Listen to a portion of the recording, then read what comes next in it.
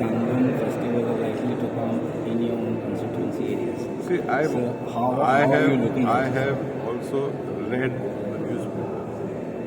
There was a Gram Sabha in Lothali. Nobody has approached me till this minute. Incidentally, I've been a minister. I've been an MLA from 1994. There was a break in between of 2 terms. But till date, I have met nobody of Sanban. Till date. 1 second, let me see. Again, according to me, whatever is coming about Sanban in Lothali is coming on the media as far as I am concerned. There was a special Gram Sabha here. The pity is that there was no application from Sanban.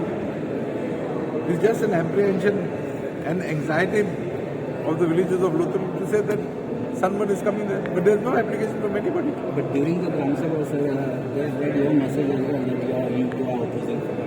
No, I am very clear about it. I will go by the decision of the government.